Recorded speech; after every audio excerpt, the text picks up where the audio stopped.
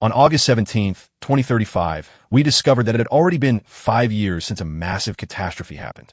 Since that day, various monsters started appearing everywhere, ready to devour anything that moves, turning all humans into mere prey. On the rooftop of a building, we see a young man sitting hiding, and we learn that years later, 40% of humanity is still alive thanks to awakened workers. The young man, still sitting, listens to the radio on his cell phone to pass the time. Discrediting the awakened, the announcer says he believed humanity was still alive thanks to walls made of reinforced alloys. Hearing noise, the boy stands up to see what's happening, realizing that the noises are monsters wandering the streets below. Just by looking, he concludes that 6 creatures are Class C above average level, and only one is Class A, exactly as Jill said would happen. Grabbing his binoculars, the young man tries to see more around, spotting an empty parking lot nearby. Reflecting, he says that things are about to get real. Suddenly, yellow lightning appears in the place he was observing. Smiling, the boy states that this is the so-called sudden gate. In the middle of the yellow rays of light, a passage starts to open. Still observing, the young man comments that someone told him that people usually come out of these portals. Proving that the information was true, a man appears, jumping amid the light, landing successfully on the ground right after. While keeping his arms covering his face in an X shape without opening his eyes, the traveler says that he finally came back, raising his arms in celebration from so much joy. But his arrival ends up attracting the attention of the nearby creatures, which immediately start running toward him. Making a grimace, the man realizes that he just arrived and is already screwed. Looking at a creature that looks like a satanic octopus, he wonders why that type of monster is there. Still on top of the building, the boy with the binoculars keeps watching while smiling, showing he was expecting that. Down below, a green creature prepares to unleash a devastating blow on the newcomer, while the spying boy states that it has finally begun. After a while of fighting, the traveler finds himself injured, and a protagonist thinks that to face a high-level Class C monster, it takes at least 10 high-level hunters. The man then launches his attack called the Cradle of Swords, making thousands of swords of light fly toward the monster. Following the traveler's command, who using his hand coordinates the strike and hits several parts of the creature's body. Up there, the protagonist reveals that the man has already eliminated 6 monsters in just 1 hour. The most impressive thing is that he did it all alone, leaving only in the class of monster. Impossible to defeat even if all the class is hunters in the world gathered. Smiling, the nosy boy says that hearing is very different from witnessing a copy master in action. The creature of that hesitation launches an extremely dangerous attack, making the traveler widen his eyes. The protagonist then states that he just needs to wait a little longer for all that power to be his. Dodging the strike while flying in the air, the copy master prepares to counterattack amid powerful rays of light, revealing that he is using his ghost sprint ability, activating right after his demonic blade, capable of cutting countless times in a zigzag. With this beautiful attack, the man successfully takes down the monster. Excited, the boy with the binoculars says that was a battle beyond comprehension. But now that the hunter has also fallen, he must start moving. Getting closer, the boy thinks that up to that moment, everything is happening exactly as Kyu Hyong said it would. Touching the hunter, he calls him and asks if he is okay, remembering that the person who gave him the information said they saved someone and gained their power, but the situation looks bad and the man on the ground starts coughing up his strawberry juice. The boy then wonders how he can help him. Opening his eyes, the wounded man asks what year it is. Answering, the boy says it is August 2035. Upon hearing that, the man starts getting up, saying that he spent 30 years in the place he came from while only 5 years pass here. Worried, the protagonist asks him not to move too much and to lie back down, but the man says it's already too late. Without showing any reaction, the boy thinks he already knows that the man won't survive the day. Regretting, the traveler states that he shouldn't have consumed most of his power to open the portal. Silent, the boy shows only a sad expression. Knowing his fate, the hunter then reveals that he has something to ask, stating that he wants the boy to find his family and take care of them if they are still alive. Sadly, he hands a photo to his helper. Sweet and cold, the young man says that in fact he is in no condition to take care of anyone. But the man says he's not asking him to do it for free and will therefore give him his power. He only needs his name to start the transfer. We discover that in this world hit by apocalyptic disasters, the protagonist's life has always had 2 common themes. We're taken to one of these themes where the boy finds himself wounded on the ground. In front of him, an armored man says that he finally met Cho Jan-hook. All of this happened in June 2008. Mocking the blonde man tells him not to squirm again like an eel. We see that the boy is unfortunately gravely wounded in the abdomen. Looking forward, he says that it seems this time he won't be able to escape and asks who told the man that he was there. Smiling heavily, the villain says it was Jean Sue, with whom he made a deal of $1 million and the promise not to hunt him down. The information enrages Hook, who curses the traitor. Grabbing a sword, the man says that now that he has the answers he needed, he can finish what he started. Suddenly, the protagonist realizes that those words are familiar. And grabbing a shining stone, he states that it was like this, that through the object, he found a way to reverse his life. Seeing the artifact, the villain shows no reaction. The boy then says that this is the regression stone. Widening his eyes, the man realizes what is about to happen and orders his henchmen to stop the boy, but is too late and a strong light begins to emerge. Smiling, our boy says goodbye and states that he will find Jonathan Curtis in the past.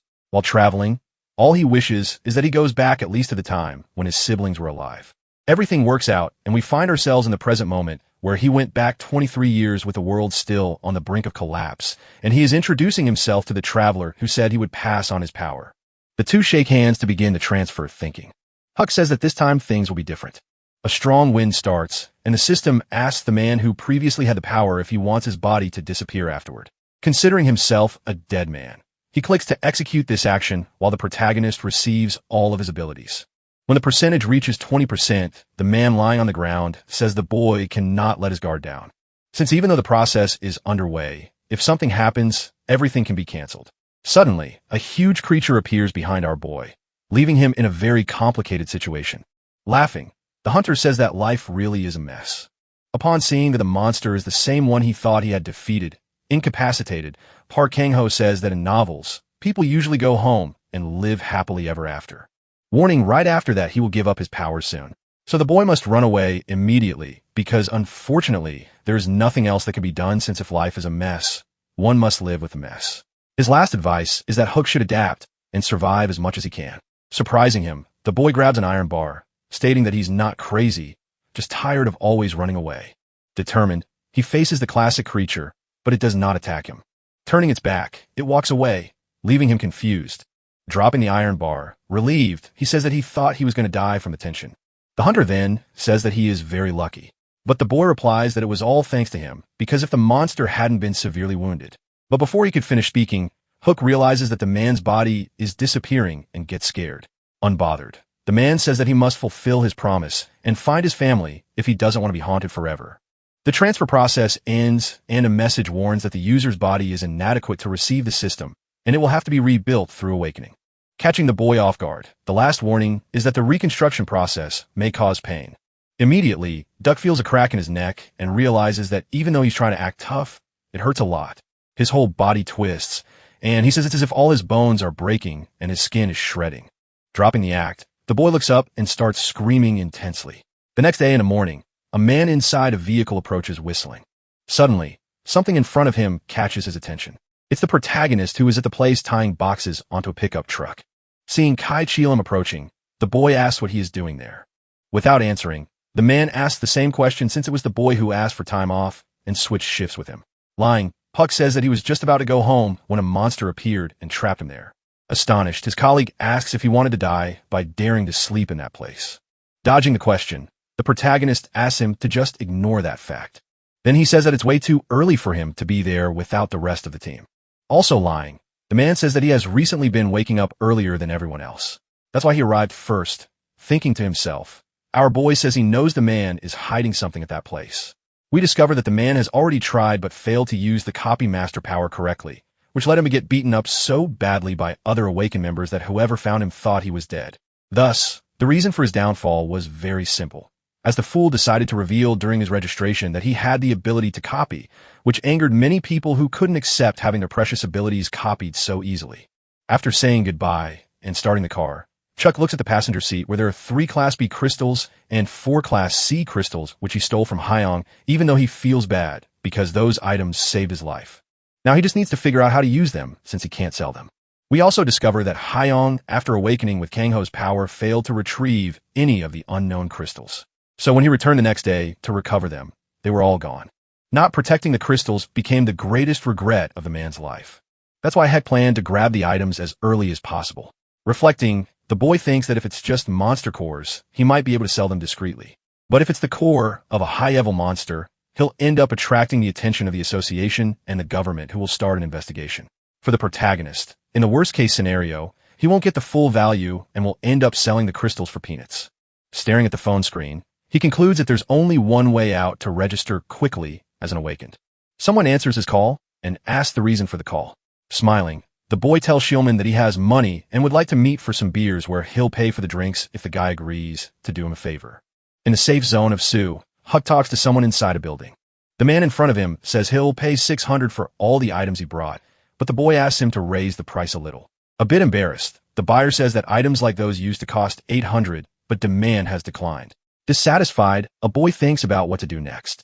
While a man explains that the population is shrinking, prices are rising, and no one wants to spend. Suddenly, two kids show up crying. Hugging the protagonist, they say they thought he had abandoned them. Peek kneels down to get closer and speak more directly with Choi Eun-jong, his little sister, and Choi Eun-kal, his little brother. Pointing his finger, he asks what the two are doing there instead of being at school. Interrupting, the man says that the boy shouldn't scold the little ones who only came because they were very worried. Then says the boy should start thinking better about what will happen to his siblings if something bad happens to him. Cut then asks the children to stop crying and to come home with him, where he will prepare lunch. His younger siblings start smiling when they hear they will have grilled meat. Choi Eun-jun then calls his attention and says that the grandma from the floor above told him to stop by when he returns because the rent is very overdue. Everyone gets in the car and heads to the apartment as promised. Huck took care of lunch. At the table are his siblings, the grandma, and her grandson. The elderly lady then asks why he brought so much food. Smiling, the protagonist says he stopped by the butcher to buy meat and thought of her. Worried, the woman says he should have saved it for his little siblings. Without replying, Huck hands her an envelope containing the overdue rent money. Grabbing the envelope, the woman says she knows about his situation and has decided to charge only half the amount. Surprised, our boy says it's not necessary. But the old lady's grandson says that in difficult times, it should help each other, so he'd better just accept the offer. His grandmother hits him on the head with a spoon and says that the apartment is hers, so he shouldn't interfere. Joking while bringing his hand to his head, the boy says that when she dies, the house will be his. Threatening to hit him again, the old lady says that it's because of Changu that her stomach has been upset. Since he doesn't study and just wanders around doing nonsense while lying that he's studying, the boy then states that he's preparing so that when he awakens, he can finally learn from real hunters, because the era now belongs to the awakened and the hunters and things like college are no longer necessary. Annoyed, the lady asks Skuck to talk to her grandson because the young man usually listens to him. Suddenly, the protagonist's phone rings. Going to the balcony, he answers, and on the other end, Ho-min says that he spoke with his guild leader and the man asked him to show up, but he must go knowing that he won't get paid. He may be added as a regular member of the group in a secondary role if he does well. The protagonist agrees, and his friend asks why he suddenly wants to become a porter. Unable to tell the truth, the boy says that his current job is getting difficult, making him look for other options. Hellman then says that in that case, he should show up at Gate 7 on the west wall the next day at 7:30 in the morning. Ending the call, our boy says that everything is going according to plan. The next day, he arrives at the gate, determined to copy the tanker skill and go straight to the association to register. His friend calls his name and approaches, saying that he arrived early. Smiling, the boy waves but can only think about the plan he set up. Man then calls his leader, Hong, who is a tanker, and says that this is the friend he mentioned earlier.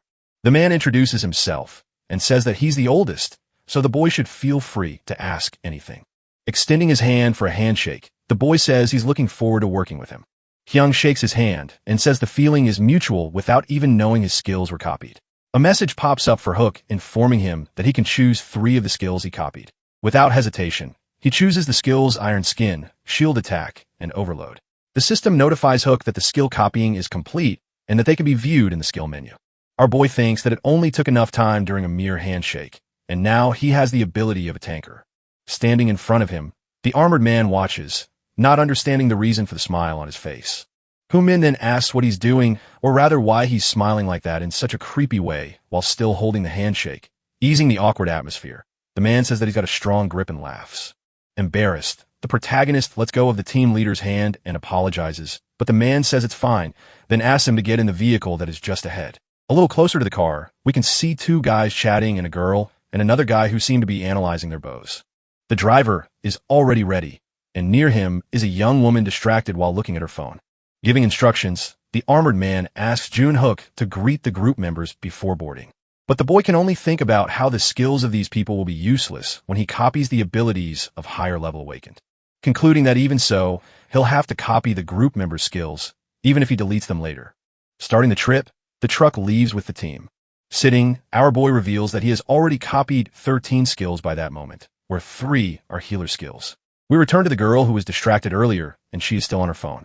Looking at her, the boy reveals that he also grabbed a mapping skill and 2 hunter skills and 7 negotiator skills, stating that the most amazing thing about all this is that now he can use them all together.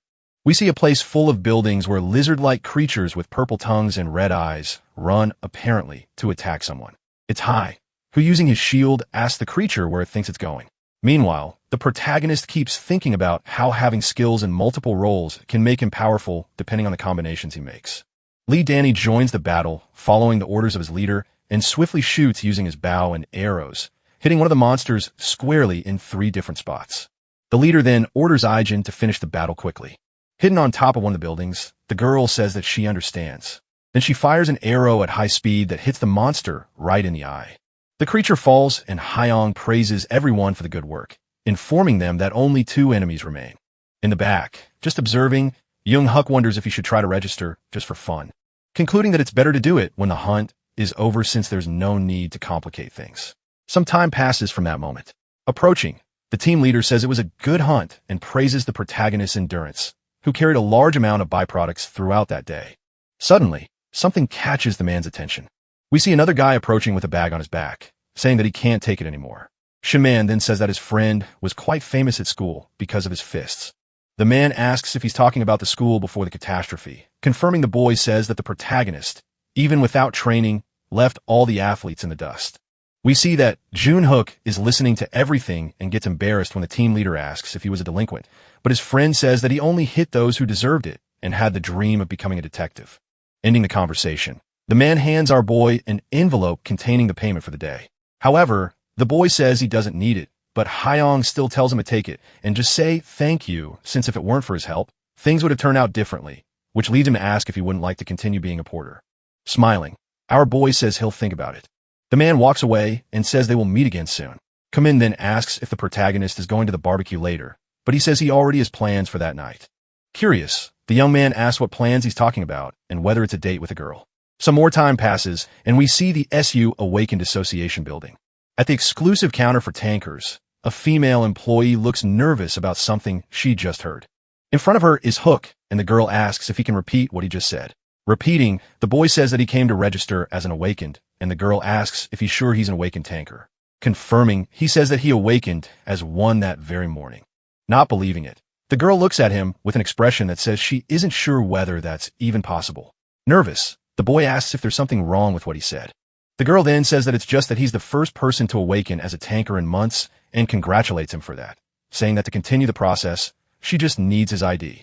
Our boy quickly hands over the document, pointing to a bench where there are other people. The girl says that he can sit there and wait. With not much to do, the boy sits down. As a feeling of sadness starts to overflow on his face, putting his hand on his head, he thinks about how he thought he was dreaming when he opened his eyes for the first time after returning. Then remembers when he was imprisoned and his siblings visited him, but ended up dying a car accident, which made him cry for days without stopping, and was also the reason why he decided to become a bad person. But when he went back to the past and found the 2 alive, his heart was filled only with joy, and that's why he thought he was dreaming at first. So when he realized it was all real, he promised never to lose the people he cares about again. And for that, he will protect everyone with everything he has. Activating his system, he decides to take a look at the reports. Then noticing that the resistance varies from 6,000 to 15,000, while strength is randomly assigned between 2,000 and 5,000, which means that his start was actually pretty good for a first awakening. Suddenly, a notification appears saying that the core generation is in progress, which leaves him confused. Even without knowing what it is, Duck decides to wait for the process to finish to find out. Suddenly, someone approaches and calls his name. He turns his head to see who it is and comes face to face with the girl who attended him, standing next to a man in a lab coat, smiling. The girl hands back his ID and says that the identity verification has been successfully completed. Now he just needs to follow the doctor to take the test. Introducing himself, the man extends his hand and says his name is Lim Jahun. Our boy also introduces himself and says it's a pleasure to meet him. The two then shake hands, and the man says that he prepared everything in advance, so the test can start immediately. In the elevator, the boy reveals in his thoughts that he tried to copy the man's ability, but he is not an awakened, which to him is strange since he thought that those who work for the association had abilities. Inside a room, the man says that the test has 3 stages. The first being the measurement of resistance and strength levels through a device. Cook is lying down with several wires connected to his body, and the doctor warns that the measurement will begin and that it will take 10 minutes to complete, so he should relax. About the second stage, the man says it involves using his unique ability, in this case, shield attack. After some time, there's the boy with his shield in hand, preparing to fight a dummy monster while a doctor and another person watch everything through a glass window. Jaehin then informs that the aggression rate measurement will begin, and the boy just needs to attack the dummy in front of him. The protagonist obeys without thinking twice, and the man says he can feel free to hit wherever he wants. Our boy then chooses to strike the Dumei's head with the shield, leaving the doctors completely stunned. Move on to the third stage and see the doctor handing Huck a cup with what seems to be hot coffee. The man then says that due to some problems with the selection of evaluators, the third part will only happen in 2 days. Grabbing the coffee, the boy asks if everything is fine with today's tests, and the doctor says yes. He just needs to go to the reception to pick up the basic equipment. Exciting, our boy says through his teeth that he can't believe the day has finally come when he will receive the association's standard equipment. Sharing a concern, Jahun says that he's uneasy about the decreasing number of tankers and healers. Sipping the drink, the protagonist just listens carefully. The man then says that most people forced to awaken are choosing the negotiator or support categories. Not to mention that awakening stones are hard to find, especially those for tankers and healers. Reflecting a bit, the protagonist concludes that the biggest problem of all is that even with a stone, there is no guarantee the person will awaken, and he, as a criminal, couldn't register as an awaken. Pausing for a moment, the doctor apologizes and says he just got excited seeing a tanker after so long. Standing up, Cook says it's no problem. Wrapping things up, Jaehan says the boy must show up at the scheduled time to complete the third test, which will be sent via text message the next day. The man extends his hand to the protagonist, and he stares at it, then smiles as he returns the handshake, saying he's looking forward to working with the man. Outside, we can see the sky getting darker as Mate approaches. With a suitcase, Hook walks down the street while calling someone answering.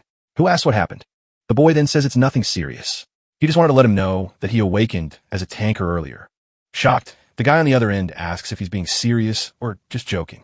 Looking inside a building window, our boy says he wouldn't joke about something like that, then decides to walk into what seems to be a shop, thinking that he must be in the right place while his friend finally believes what he heard.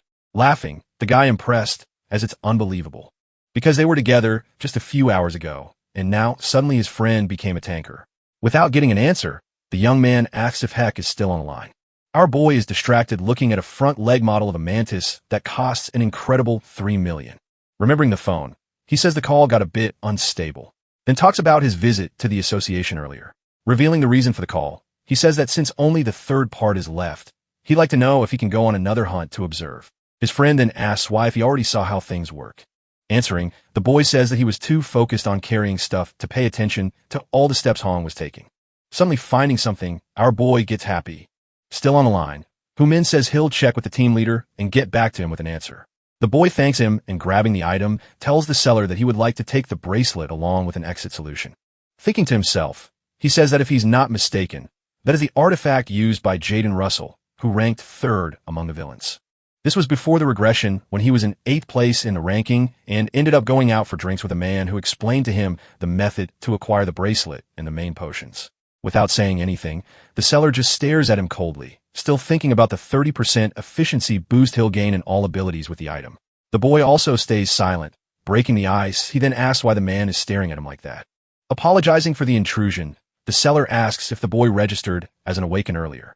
Our boy says yes, and, out of nowhere, the man raises his fist as if he's going to punch him in the face, but catching him by surprise, he stops his arm right in front of his face, saying that he knew he was right.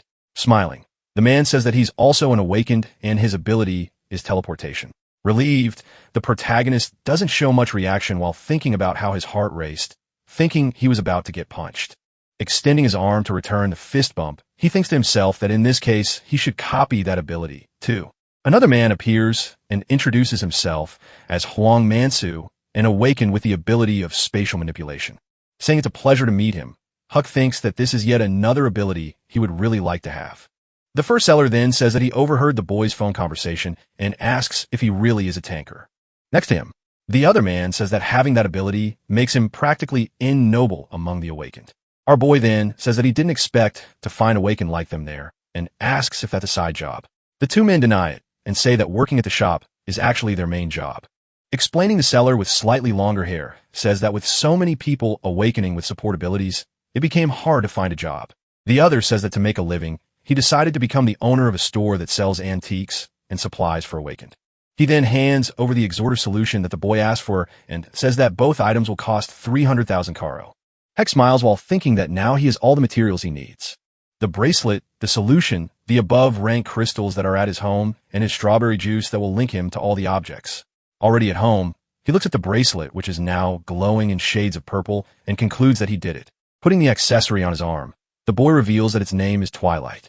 Suddenly, a message appears notifying that the 38th artifact among the 101 created by the original Master System has been activated and that the toy bracelet has now been registered as a combined artifact in the system and can be seen alongside other artifacts already registered. We also discover that since the accessory was registered by a user of the original system, it has been fully unlocked. A bit confused, Hook wonders what the information about the 101 artifacts means. His phone rings, snapping him out of his thoughts. Looking at the device, he says it scared him. On the other end of the line is Chielman, who says that he told Hung about him. But the man said it's impossible that he awakened as a tanker. And for that reason, he'll only believe it if he sees it with his own eyes. Our boy laughs, and says he thought he had been rejected. His friend laughs too, and says he can relax. Out of nowhere, the spatial manipulation ability that our boy copied activates, and a portal opens. Even scared, he starts passing his arm through while Chillman asks him not to be late. Next day, grabbing his suitcase, the boy says that he'll be there at the scheduled time and that he'll see him tomorrow. The next day, we see the entire team gathered in front of Gate 7 as agreed. Someone shouts greetings, leaving everyone there shocked. It's Hook, who is wearing the gear he got from the association and holding shield. Killman, still with his mouth open, comments about the outfit the boy is wearing, and Hung interrupts, confirming that he really did become a tanker. Also shocked, the man asks how that happened in just one day. Embarrassed and blatantly lying, the protagonist says that he awakened while heading home. The leader then says that it's truly impressive since natural awakening rates have drastically dropped. Agreeing, the boy states that the next day he will take the final test of his ability and wanted to know if the man could help him. The man replies that he's not sure if he can actually teach him anything, but he does have a piece of advice to give as someone who started this job before him. Grabbing his shield, he asks if the young man knows why he always carries it. He then states that it's not because he awakened as a tanker, but because he chose to. Because when facing monsters, there always comes a time when the body gets exhausted. So, the boy must always remember that what will help him recover is not skills or stats, but the determination he has. With the advice given, the group heads to the battlefield. We can see that right in the center of the place, there is a monster that looks like a mix between a bear and an armadillo sleeping. Hidden, the leader asks Hung if he has identified the type of prey and its location. The young man says yes, and that it is a true Decker. Hung then says that in that case, they can begin. He then orders Jin Dejuan to check the monster's location again. Without even thinking, the young man starts mapping. Facing the map, the leader informs everyone in the monster type, stating that they are true Deckers, monsters that have low attack power and slow movements, but defense ability is high as an E-rank monster. Worried, Queen says he doesn't know if they have enough strength. One of his companions then says that it hasn't even started yet, but he already feels exhausted. Another young man, also concerned, says he's afraid the monster will come running toward him. Encouraging everyone, the leader reinforces the fact that the prey is slow and says that his team is one of the best veteran teams he knows. Approaching the young woman with long hair jokes that in this case, it looks like the day will be easy for her as the healer. Hong then asks Jill if all the traps are ready, and the young man says yes. Grabbing a shield, he asks Shu Min and Dong to follow him. Haisu and Hook must stay where they are. The protagonist says he understood the command. While watching part of the team moving away, he thinks that something there seems strange because he is sure that the reason his friend's group was wiped out in the past was due to the appearance of another monster. But if a creature were a Dumiki, the team should have handled it. So, he needs to find out why everyone died. Looking around, our boy concludes that something there definitely doesn't feel right. Back on the battlefield, the tanker leader asks Een if everything is ready, and she confirms yes. The man then orders the girl to open fire. The young woman shoots an arrow and hits the monster's shell directly. She then says that she will proceed to the next point as planned. Standing up, the monster shows that it is furious, and the leader shouting asks everyone get ready for the fight. At his side, his partners affirm that they understood. Standing on just 2 legs, the creature prepares to attack with all its strength. Following the plan, the archer starts shooting, landing 3 precise arrows. The bear-armadillo hybrid roars, showing that it felt the hit, making the young man realize that he actually did a good job. Han then praises him and asks him to keep his distance. But the young man says he's going to charge in, leaving the man worried since that wasn't the plan. Face to face with the monster, a young man states that he doesn't want to just poke at its back, but finish it and go home. His arrows hit the true Decker's armpit, making it angrier than ever. The leader then asks the boy to stop being stupid and listen to him. But the boy mocks, saying that the creature is so slow it can't even hit him. He just didn't know he was talking too much as the monster then hits him with its fists right after, throwing him hard against a wall. Worried, Chielman shouts, calling his friend, deciding that he's also going in now because he's angry. Jumping, the young man prepares to drive his sword into the monster, hitting it right on the shell, causing sparks to fly. Unfortunately for him, the blow wasn't fatal, and the monster is now eyeing him. Screaming, he warns the team that the creature's shell is too hard and his sword didn't even scratch it. Turning around, the true Decker decides to focus back on the boy who was thrown. About to be finished, the boy tries to shield himself from the creature's sharp claws. But Kyuong steps in front to save him, attacking the enemy with all his strength with a shield. With just this blow, the monster apparently goes back to sleep, but wakes up and stands in the blink of an eye. Shouting, the leader asks Tumun to get ready for close combat, while Iji and Donyuk attack from a distance. He then starts activating his skill, creating blue waves that appear everywhere. Unbothered, the creature keeps roaring, but the man confidently states that now he will finish it in aggressor mode. Using its paws, the true Decker tries to punch the man, but only hits his shield.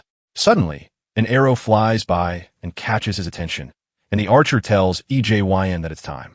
From above, the girl starts shooting nonstop, successfully hitting the monster's face. Irritated, the creature decides to change its strategy, and curling up, it activates its armadillo mode. H orders at that moment for Chi Min to begin the melee attack. Behind the monster, the young man obeys immediately and charges for a back attack while his leader attacks from the front. Striking the creature, the tanker orders everyone to maintain basic attacks until he gives the next command. The protagonist's friend, also attacking, says that just looking at the monster's back already makes him tired. Our boy is on the battlefield watching and listening to everything from a distance. By his side, the healer says that if this works, the hunt will end right there, then reveals that she wishes to join because true Deckers don't appear often. Only once or twice a year if someone is lucky. Jack then asks how many times the team has faced one of those, and the girl says only 3 times in the last 5 months. Smiling, she says the boy seems very eager to learn more, and he apologizes for asking so much. The young woman then offers him a device and says it can help him. Called the Jeremy M7. The measuring device was developed by Jeremy Corp, and it will serve for him to observe and absorb everything he needs for the test the next day. Placing the device's lens over his eyes, our boy realizes that he can now analyze interesting stats. The young woman then says that for reference, a true Decker has 30,000 health and its shield 150,000, which is quite impressive for a monster. Kook realizes that breaking the monster shell is going to take forever. Suddenly, Hyong Nim yells and says that they have a problem because the life signals of the 4 members of the team on the other side have completely disappeared from the map. Young asks if he's saying that those members have been eliminated. Nervous, the protagonist asks if the information is accurate. In the distance, we can see that one of the structures has started shaking, causing large cracks in the walls. A giant hole opens with a loud crash, and everyone realizes it's the creature called Mantis, a giant praying mantis with claws full of strawberry juice. Seeing the creature approaching, our boy says that the situation is not good at all. Still in battle, the leader desperately asks how long until the monster reaches them. Sweet and cold, the blonde boy says at most 2 minutes or less. Shouting, the man orders Hook and Hesso to get out of the area urgently and take cover. The protagonist finally understands why he had been feeling uneasy while hearing the orders. Taking action, he grabs the healer's hand, stating that they need to get out of there quickly. Panicking, the girl says she understands, but realizing that the boy is heading toward Hyong, she asks where he's going. Responding, he says that because of a short distance, getting out of there is practically impossible. The leader sees them approaching and asks why the boy isn't retreating as ordered. With a shield in hand, he says that's not an option because the monster is too fast. Not to mention the presence of the true Decker. So, if the 2 monsters team up, things are going to get really ugly, and it will definitely be completely wiped out. Coming with blood in its eyes, The mantis prepares to attack with everything it has. Face to face with the monster, our boy says that in this case, all they can do is hold out as long as they can. Desperate, Kyung asks if the young man has gone crazy, since it seems like he thinks all awakened tankers are the same, forgetting that he's just a rookie.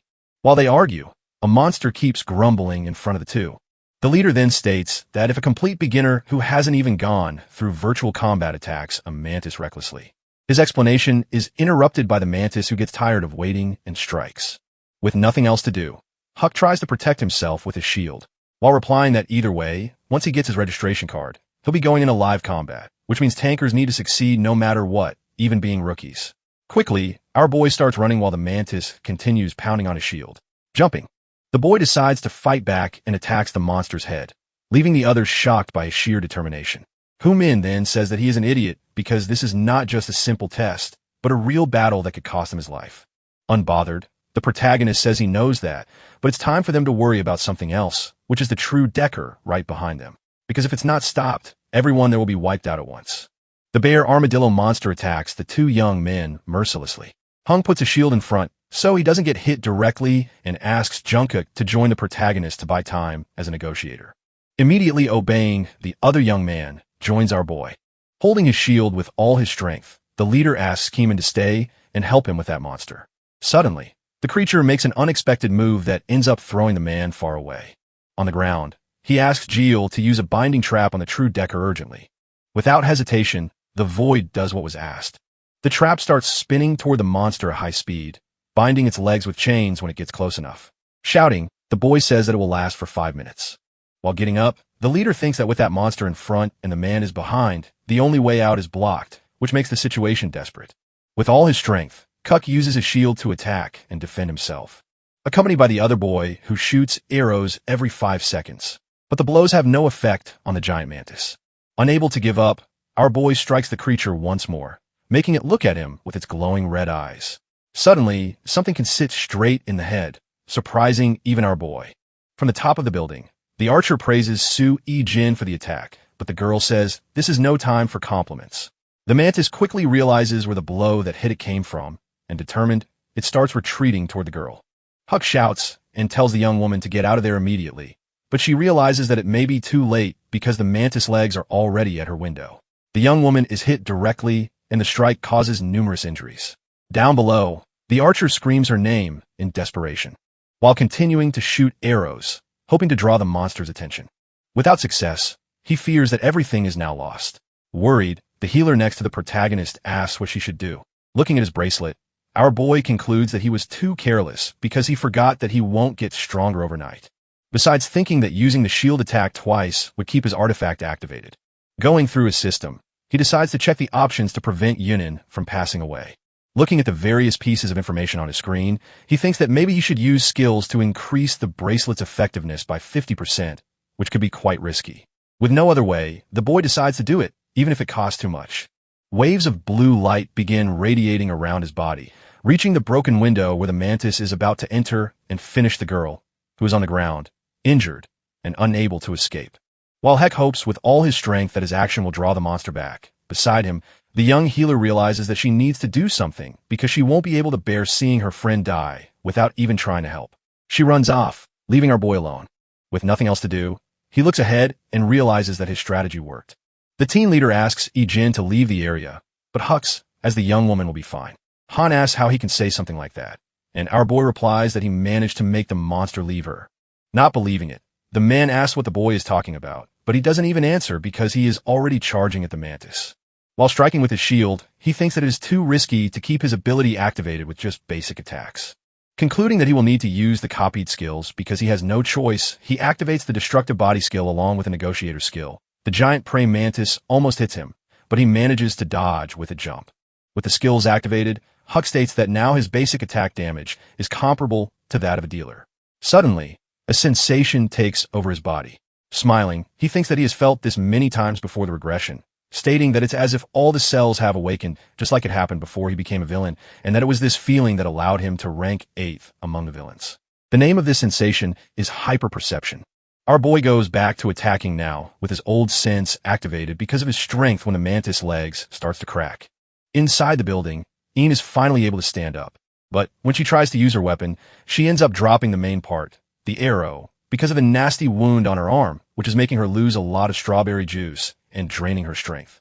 Suddenly, Haisu appears, surprising the young woman. Using her power, she begins healing her friend while asking her not to scream because it distracts her. The archer then says that she should be helping cook instead of healing her wounds. But her friend says that the boy will be fine and that she can't do anything while his health is still full. Looking out the window, she says that Cook is crazy and looks just like the team leader since he hasn't taken any damage so far. We return to seeing our boy attacking, showing how truly strong he is. While Cheelman and Hun continue fighting against the true Decker, the creature roars in fury, but the team leader states that its shield won't last much longer. So, the boy shouldn't waste time with basic attacks, but instead amplify his skills before the trap expires and do it without worrying about him. The monster, which is almost free, prepares to strike the man. Shielding himself, he says that this was the attack he had been waiting for. Just before the blow hits him, Kung starts running to strike first while someone warns that the trap will only last 10 more seconds. Shouting, the man tells Shumin that the time has come. Understanding the message, the young man draws his weapon, then activates his critical attack on the panel. We can see a zigzagging blue beam of light coming from the monster's body while the young man prays for it to explode. His attack works, and the true Decker begins to crumble into dust. Hung then shouts and informs the entire team that this side is clear. Standing in front of what was once the creature, the protagonist's friend spots a red crystal and says that besides the item, he also got a skill card. Ending his happiness, the leader says that this is no time for that and orders the boy to go help Hick. Our boy keeps striking nonstop, drawing green slime from the mantis. Seeing the scene, the man, who is also a tanker, asks how that is even possible. Looking back while fighting alone, the boy asks Chman to get out of there if he's already done what he needed to do. Stopping for getting closer, young man says that he really is crazy because besides fighting without help, he's now giving orders, too. Agreeing with our boy, H asks him to treat this as practical experience since he seems to be handling it well. Heck asks if he's sure, and the man says yes, then asks if anyone has anything against it. Everyone says they're in favor, but Ijin says she's not the type of person who can live with debts. Then attacks from the top of the building with an arrow, which ends up missing the mantis. Determined to finish the job, our boy jumps, ready to deliver a fatal blow, then drives a shield straight into the monster's head, which stops resisting and collapses to the ground. Mouth wide open, Young calls Kmen's attention and asks if he's absolutely sure that his friend awakened as a tanker. The day ends and night falls on the battlefield. We see the team leader asking everyone to hurry, so they can get out of there quickly, since even knowing everyone is tired. If they stay too long, other monsters might end up showing up. Hack listens carefully while cleaning the green slime off his shield. Hellman approaches and asks if he's ever used that before. Confused, the boy asks what he's referring to. Explaining, the young man says he's talking about hyperperception because he knows he used it in tough fights back in school.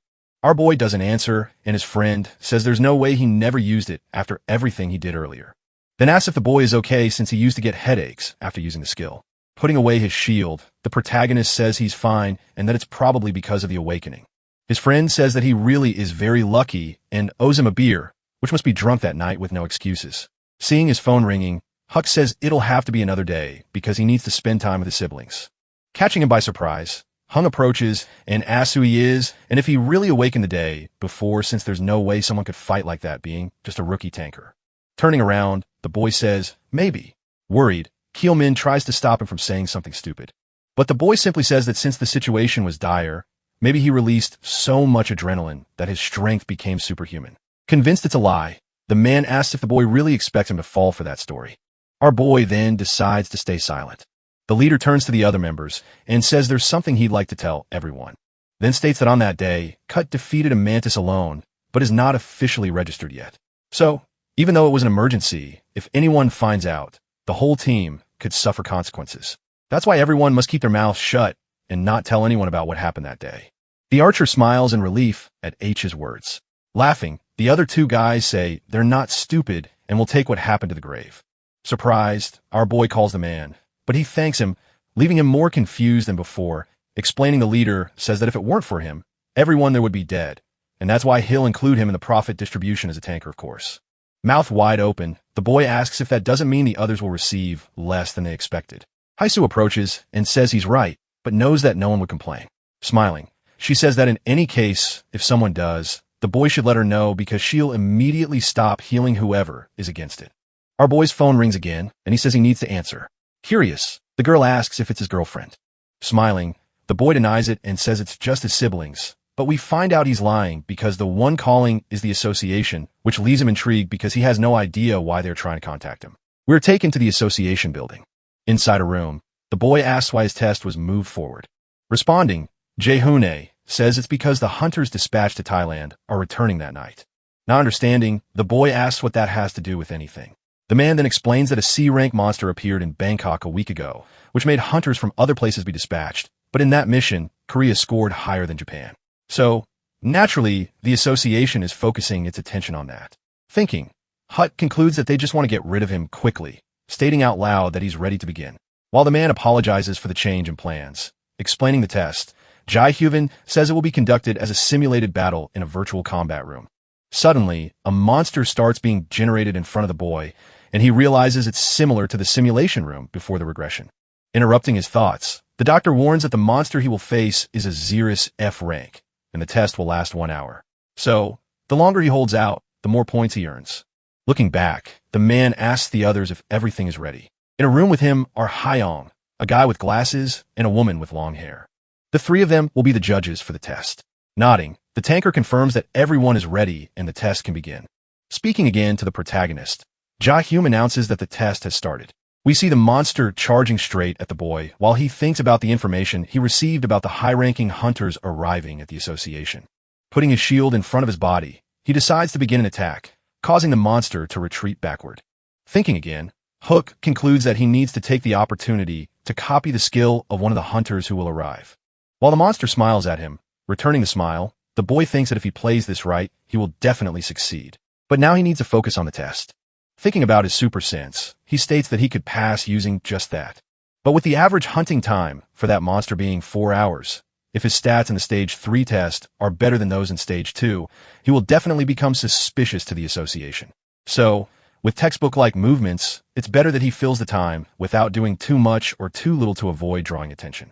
3 hours later, Jae-hoon realizes that the boy has only used the same movement, which wasn't what he expected given the confidence the boy showed before the test started. He looks at the judges, who continue watching, visibly impressed. Smiling, Hung states that he is witnessing the birth of a super rookie after a very long time. The woman joins the conversation and says that the boy's aggression levels are quite stable. The guy with glasses then says that the most incredible thing is that the young man dodges attacks with minimal movement. Catching the attention of the two judges, the woman says she needs to go to the bathroom, but will be back soon. She then leaves. Hyong says that he ate too much for breakfast and also needs to step out for a bit, leaving the man in a suit alone with the doctor in the room. Taking off his glasses, the man says that continuing the test doesn't really make much sense anymore. Jad-hun starts sweating cold and asks if he's sure about that. Without saying anything else, the judge grabs his phone and says that he'll step out for a while too. Outside, we see that the woman is also on a call talking about Hook. Hug is also on the phone talking about how incredible the boy is, then asks the person on the line if they remember how textbook-like movements are actually the hardest. The other man with glasses also informs someone that the protagonist is extremely good. We see Kuk still fighting the monster while the man says that since there are 2 other guilds in play, they need to act first to make sure no one else can make a move. The test ends, and the woman at the counter hands a document to the boy. Smiling, she says that this is his awakening registration certificate and praises him for the good work. Our boy takes the document and checks the information. The woman then says that getting a rank C on the first awakening is really incredible, and he asks why. She responds that it's something rare since most people usually fall somewhere between rank F and E. Leaving the building, Cook wonders why he got rank C again if he didn't do anything special. Deciding to be happy because at least now he has his registration, which means he can live a happy life doing things legally with his younger siblings. Suddenly, someone shouting catches his attention. Looking to the side, he sees a crowd of what appear to be fans screaming the names of their idols. A trio composed of 2 men and a woman appears, and Hike realizes they are the high-ranking hunters being Giant, a negotiator and second-ass sorceress. Kim Yino, who holds the national first ranking, and Lee Dao, who is first place in the tanker ranking. Next to Dao, the protagonist notices that he seems to be in a bad mood and wonders if he should gather the courage and talk to the man. Smiling, he decides to go for it no matter what happens. Our boy steps in front of the trio, surprising them. A little awkward, he says that he's also a fan and that he's honored to meet them. Being friendly, Jay asks if he would like an autograph, but the boy declines, leaving the girl embarrassed. He then says that actually he's a fan of Lee Dao. Irritated, the man asks what he's talking about, making our boy shrink and sweat even more as he thinks that now he's screwed. Leaning forward a bit, the man asks him to repeat what he just said, making him even more scared. Staring at the tanker, Cook wonders what that look means because it definitely looks like a villain stare. The man walks toward him, and he wonders if this is when he's going to get beaten up. Looking even angrier, the man asks again what he just said. With no other choice, our boy states that he only said he was a fan of his. Lee Dao looks back and asks his companions if they heard that. Kim Yunho laughs, and Jian says they were so close, leaving the protagonist a little confused. The woman then says that if it weren't for that idiot who showed up, while the tanker says that now they know he has fans. We go back to 30 minutes earlier where inside a limousine on the way to the association, the trio was having conversation. Sitting, the negotiator recalls when someone approached saying they were a fan and dude drove them away. And since then, she hadn't seen anyone else say they were his fan. Crossing her arms, she says she's never seen anyone like that and that he knows she doesn't like men who lie. The man says he's not lying because being who he is, of course, he also has fans. The woman then says that if someone says they're his fan when they arrive at the association, she'll do something he really wants. But if not, he'll have to help her with something. Curious, Dao asks what kind of help she wants, explaining. The woman says that as he knows, the plan is to hunt a C-rank monster this time, but the guild doesn't have enough tankers. So, if he loses the bet, he'll have to be the main tanker just once, but completely for free without receiving a single dime. We return to the present moment where the man smiles, having won the bet, and the wounded scowls, having lost. Dao asks again if Huck is really his fan, while our boy wonders if he should run away. Surprisingly, the man extends his hand, saying that he'd like to sign something, but doesn't have a pen, so he can only offer a handshake. Frozen, the boy wonders what's happening here, but decides to extend his hand and return the handshake. In order to copy the man's ability, Dao then asks what his name is, and the boy introduces himself. Handing him a card, the man says he can call if he ever needs help. Kim Yunho joins the conversation and asks if the boy's name is really Hook. Still confused, he says yes. The man then smiles and introduces himself while also extending his hand. With a handshake, the boy copies the man's ability, and the man says that this is truly amazing because he didn't expect to find a national treasure in that place. The tanker then asks what his friend is talking about. Hugging him, Kim Yongo says that someone who's his fan has to be considered a national treasure, and both step away because they need to hurry to speak with the president of the association. The woman stays behind and says that this is annoying. Hack approaches saying that he's also her fan who like a handshake, something he'll consider an honor for his whole life. But Jaeon just turns her back and walks away, completely ignoring him. Intrigued, the boy thinks her personality is strange since earlier she even offered an autograph. And unable to get the last ability, he decides to leave since he already got more than he needed. At the same time in New York at the American Awaken Association, one man asks another what they're looking at on the computer screen. Both are watching Huck's test, which after 3 hours had only consumed 3% of his life force. Curious, the bald man asks which country the boy is from, and the blonde man says he's from Korea. His partner, intrigued, asks if it could be a fake video, but the blonde man denies it, stating that they don't even know they're being monitored. He picks up the phone, but his friend asks him to wait, saying it's too early to inform the higher-ups. Paolo then asks Kevin if he knows how many rank S Awaken there are now, then answering that there are only 5 who started as rank C, so all countries are watching this type of Awaken closely. Kevin stays silent, and his friend says that if they lose this boy, they might be losing a future rank as talent. The screen shows intriguing results that should be investigated more deeply. A voice asks the partner to take a good look at the images. A building under a clear, sunny sky appears in the middle of quiet streets. Calmly, a man crosses the portal located at the top of the building. He approaches a door and touches the doorknob.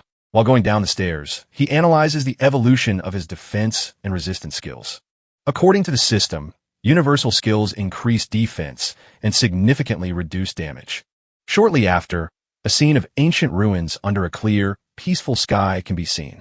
A terrifying monster seems ready to destroy its enemies. The fighter prepares to use stun abilities with a shield. Soon after, he activates the skill Shield's Ton, interrupting the enemy creature's attack. At that moment, the monster seems to feel the impact of the blow, and its strength becomes reduced.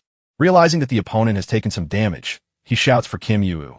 Kim Yu's unique abilities do not increase attack power. The system highlights all changes showing increases in speed and evasion.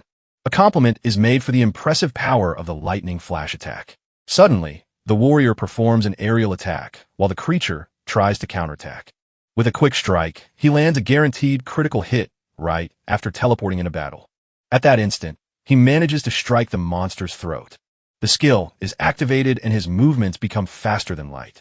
A smile starts to form on the protagonist's face, who looks extremely satisfied. While walking down the stairs, he reflects on the incredible situation. The copied abilities from Li Dao and Kim Yu were amazing beyond the ones he already had.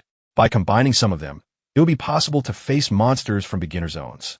Upon entering the apartment, he notices everything is quiet and peaceful. However, he starts to suspect that something strange is going on. Suddenly, he approaches and notices something on the countertop. With one of his hands, he touches the hamburger and realizes that everything is very cold. A thought starts forming in his mind. Suddenly, the girl opens the door of one of the rooms, waking up from a deep sleep. Confused, he looks back at the girl. She asks why he arrived so late. The protagonist asks Yamjang if no one had dinner. Still tired, the girl replies that she thought it was a good idea to wait for him so they could all eat together. Realizing the situation, he tries to explain that she should have eaten. However, the girl says she wasn't hungry and he asks why. Her eyes fill with tears as she tells him that she had a nightmare where he died, and besides that, he wasn't answering his phone. While hugging him, she says she was very scared because she couldn't reach him. But the protagonist was fine and tried to comfort Yunjong, who seemed extremely worried. Suddenly, another child appears wearing his blue pajamas. The boy was also completely terrified because of his big brother's delay. Despite everything, now everyone could eat chicken together. The hero had promised that he would give more attention to the kids when he got back, but because of work, everything fell apart. The three sit around the table and start devouring the chicken like a happy family. Outside, it was already late and the night dominated the environment. In bed, both children were already in a deep sleep. Meanwhile, the protagonist was fiddling with something on his phone. With the objective in hand, he was taking some photos and realized everything was ready. Now he just needed to register the product and wait for a potential buyer. Even so, he seemed a bit indecisive and observant. For him, it was a waste to sell only Karen's Blessing and Mountain Splitter.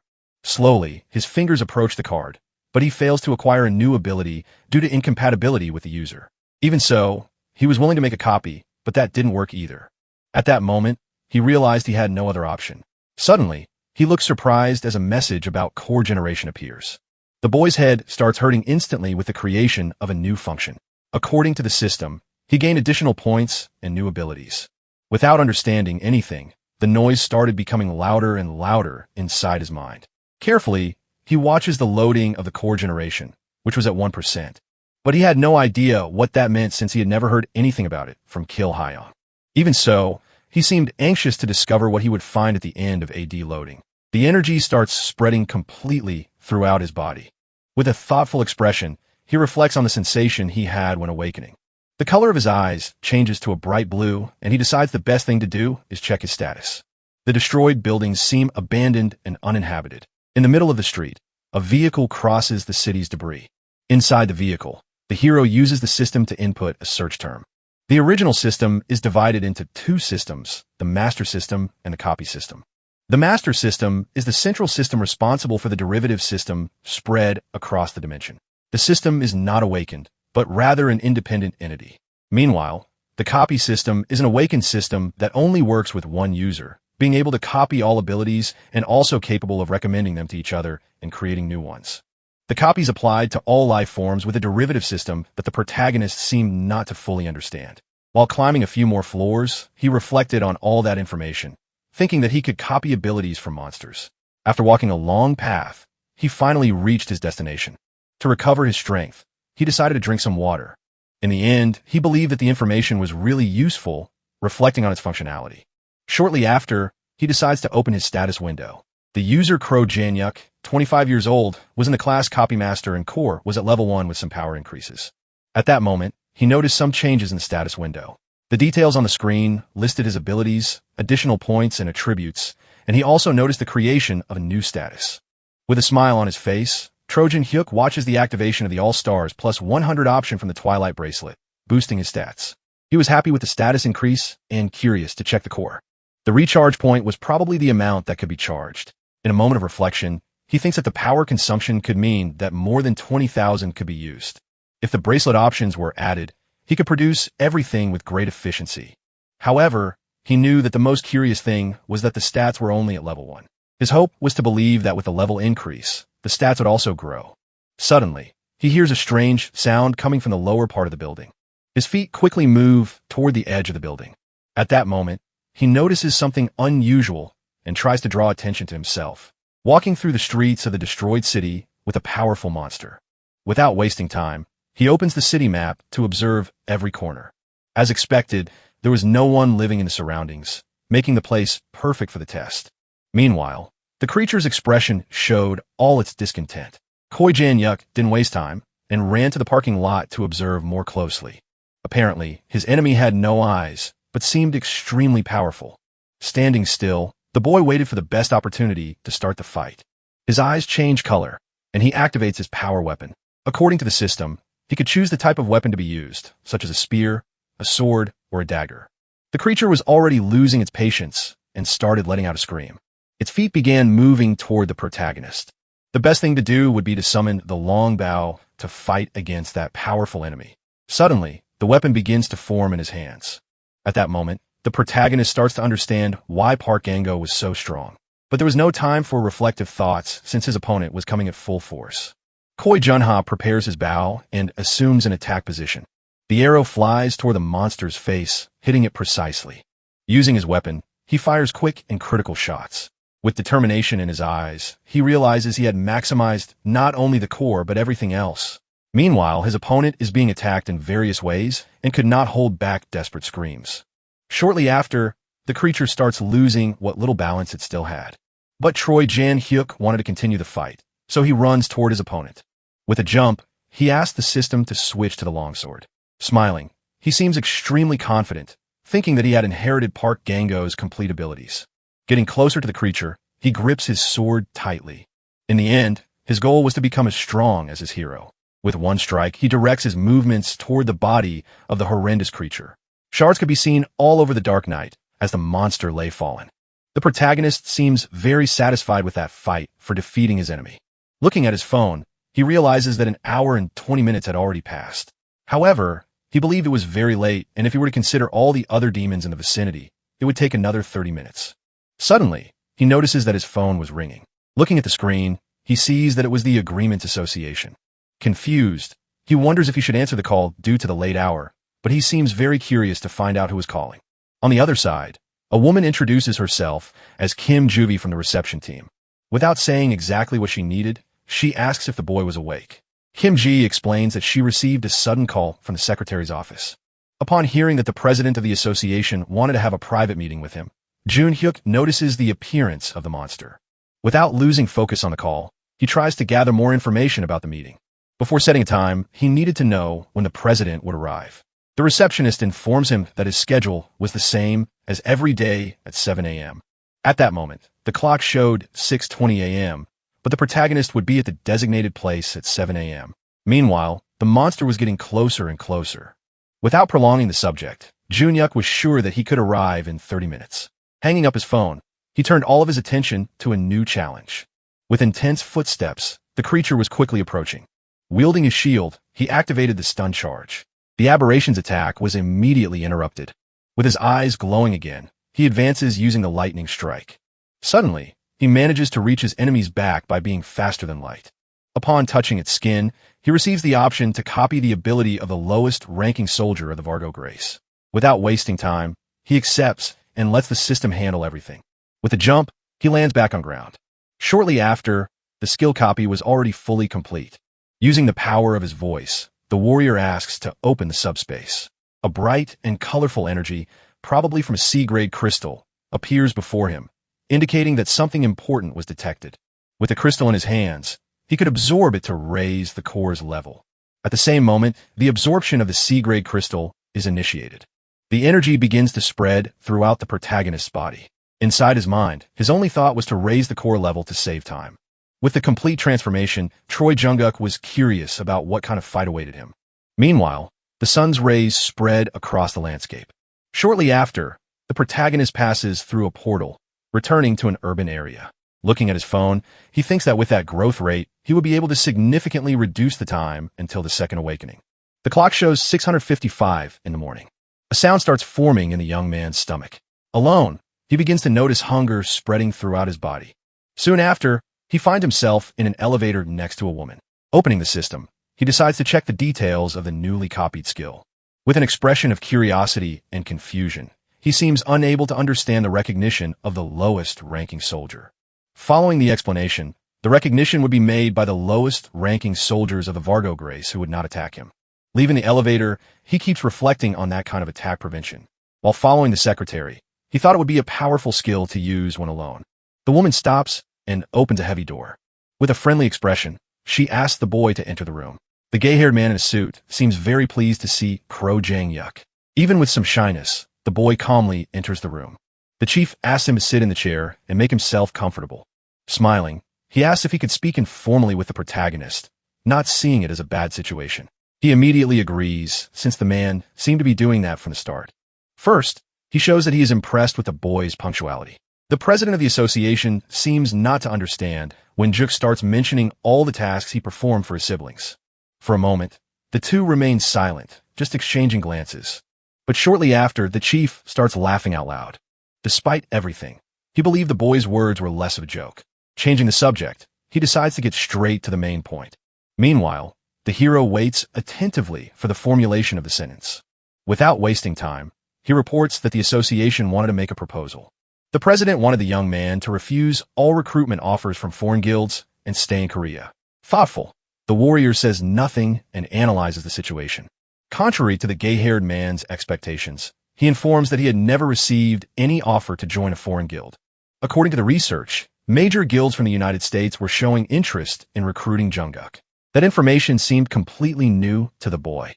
Despite feeling embarrassed, the president admits that the test data was hacked and the information might have reached the guilds. Believing that all of this was a complete misunderstanding, the young man asks if people knew about his rank. Without wasting time, the man responds that everyone was aware of it.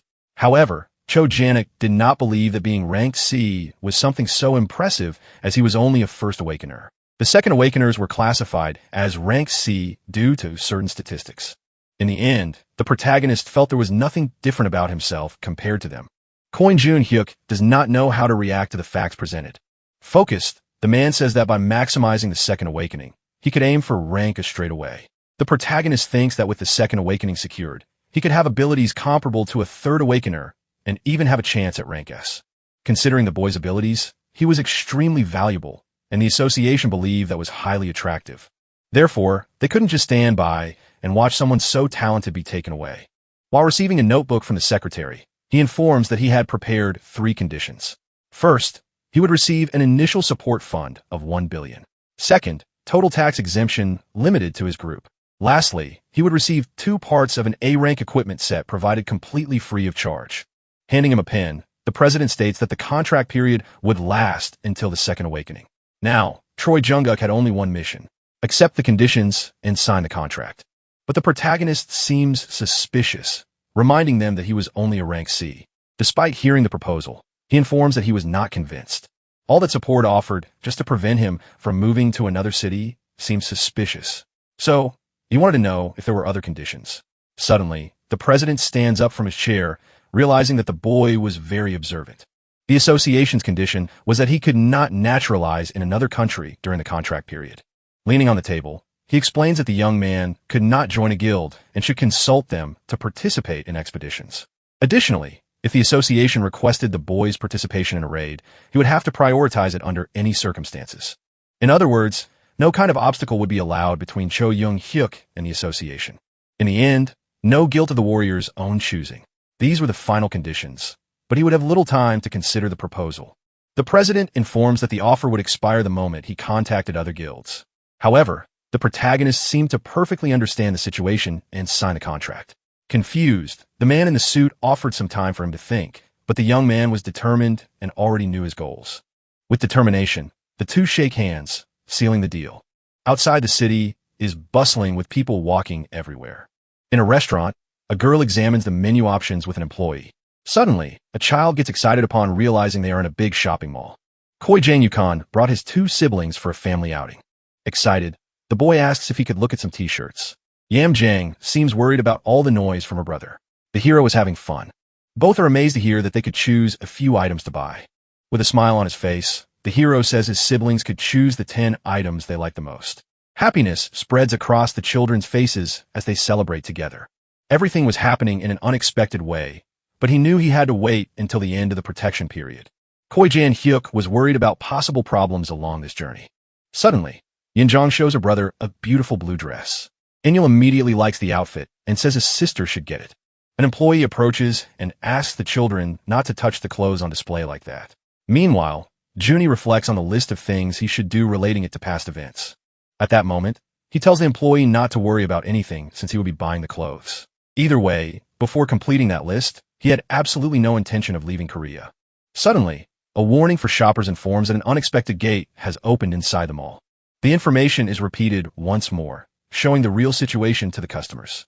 Additionally, they ask everyone to stay calm and follow the staff's instructions. Amid the crowd, a woman reports that hunters from Tibet would be arriving soon.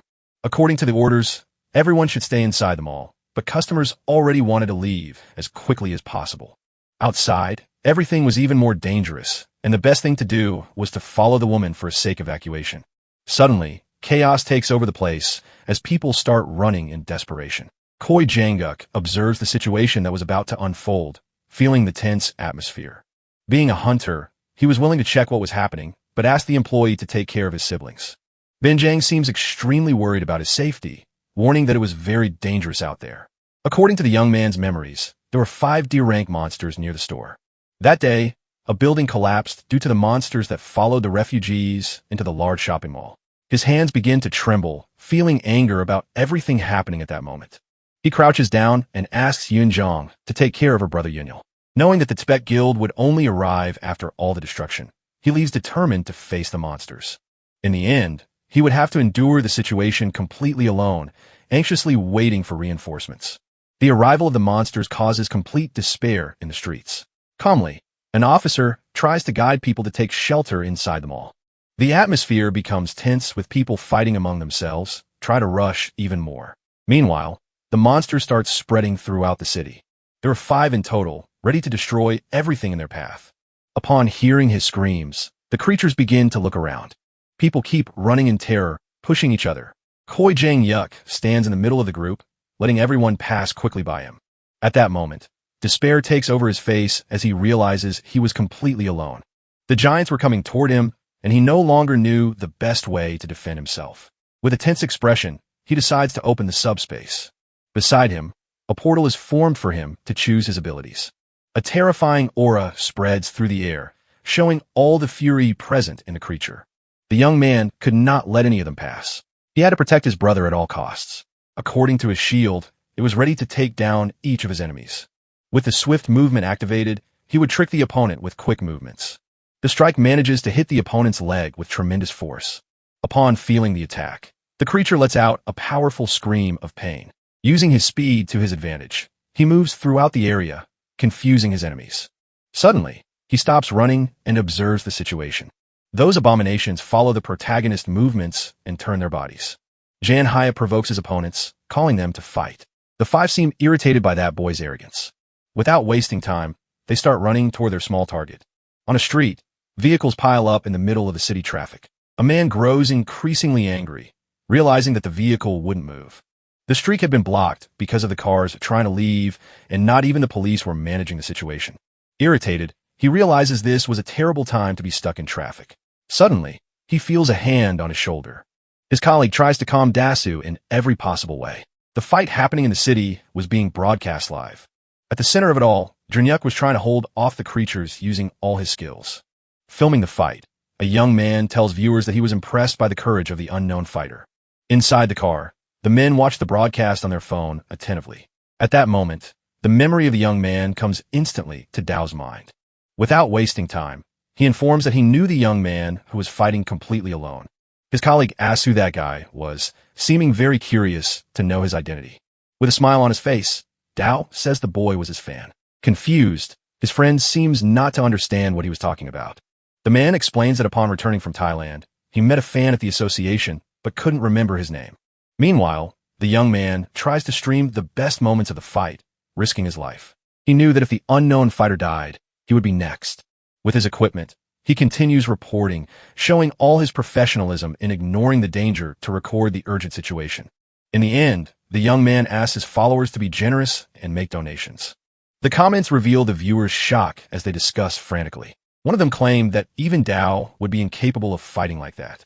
Upon reading that comment, the man becomes extremely confused and bothered by the doubts about his abilities. Without wasting any time, he immediately gets out of the vehicle. Meanwhile, his friend looks worried and seems not to understand his movements. However, Dao was determined to study people in any way.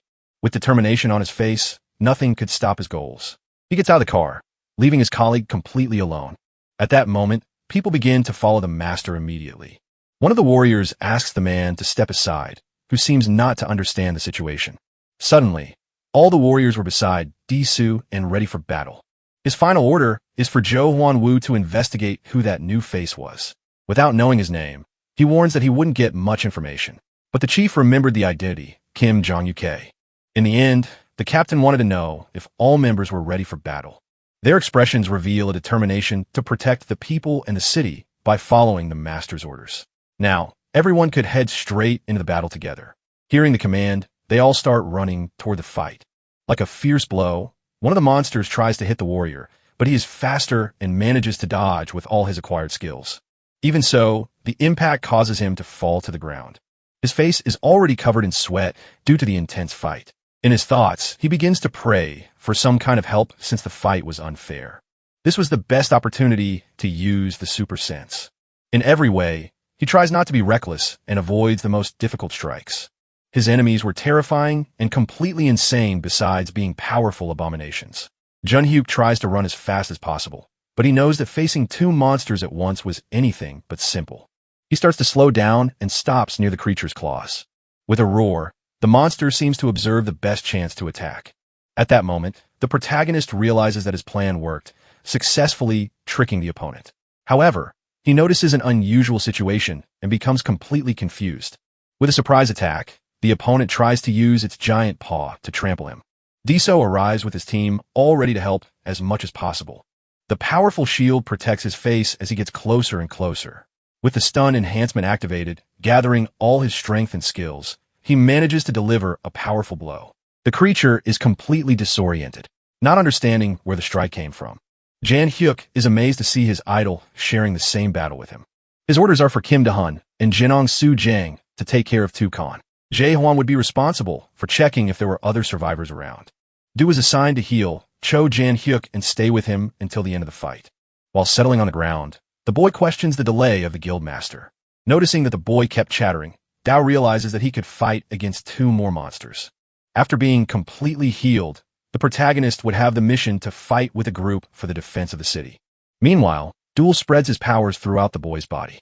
Instead of attracting aggro again to buy time, the best thing to do was for Junie to enter tanking mode and defeat them quickly. Handing over the shield, Dao wants to make sure the boy understands his plan. The more time was wasted, the greater the damage. From afar, they could notice another creature approaching. Now, the two are ready to fight side by side. The car runs toward them, increasing its speed more and more. In the underground shelters, people try to hide from the danger. The broadcast announced that the Tbeat Guild had already arrived at the scene, but hadn't managed to defeat any Khan. Young Jang seemed very worried while listening to that information. The employee immediately notices the little girl's fear. Calmly, Unchil asks her not to be afraid since the situation would be controlled quickly. The two continued discussing Cho Jung-hyuk's safety when new reports appeared. Finally, the group of hunters was able to defeat the first Karen. Everyone in the shelter,